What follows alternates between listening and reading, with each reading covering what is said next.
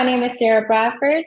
I'm a current master's student here at Michigan State University, and today I will be presenting Building Biobehavioral Goal-Directed Resilience Among African American Women.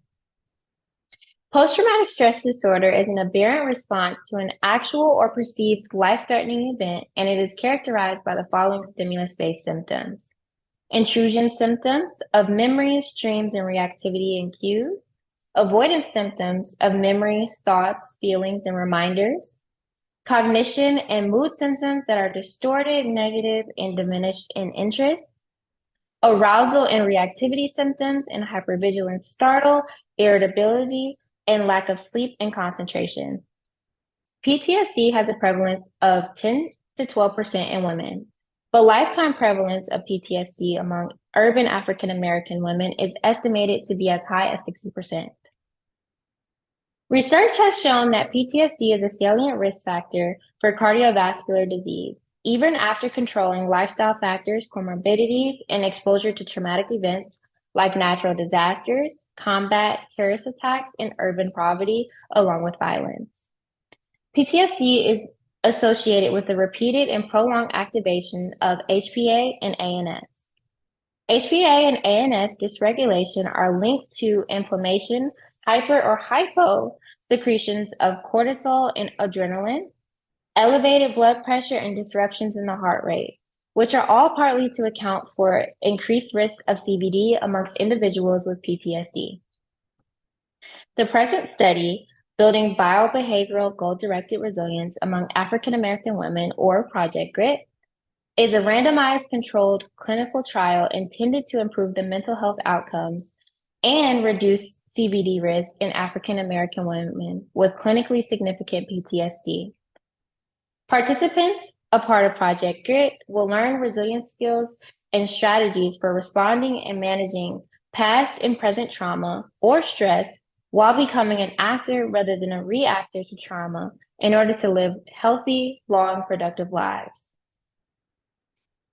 In order to do this study, our methods include taking 148 women, randomizing them into either an 8-week culturally relevant group intervention on goal-directed resilience strategies or a minimal attention control group.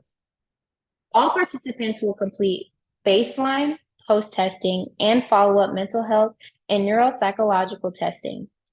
Focus groups will have feedback on participants, intervention experiences, and application of the skills that are learned. The central hypothesis of this study is the development of resilience skills will promote and sustain goal-directed engagement that replaces stimulus-based reactivity while improving PTSD symptoms and reducing the CVD risk. In our figure, we have trauma environment, which can either produce two different responses. Either it could be a goal-directed response or a stimulus-based response. Next, I will share with you the preliminary results.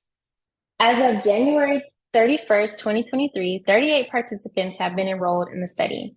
19 have been randomized into the intervention group, and the other 19 has been randomized into the control group. A total of 10 participants have completed the 8-week intervention over 3 cohorts. Participants who completed the 8-week intervention have reported improvements in PTSD symptoms, resiliency, emotional regulation, psychosocial function, and sleep patterns when compared to their original baseline. Participants who were randomized into the control condition have not yet reported any significant changes in their symptoms. Preliminary results show promising directions for culturally appropriate interventions for African American women with PTSD. Additional data is forthcoming. More research is needed to further elucidate long-term effects of resilience treatments for PTSD. In conclusion, a strength-based, culturally relevant approach to PTSD management may help mitigate stress effects on CVD risk and their outcomes. This research will also eliminate the gaps in treatment options and best practices for culturally relevant and engaged strategies for empowering Black women while also advancing the sciences of resilience and elucidating a biobehavioral model. Thank you. That has been my presentation.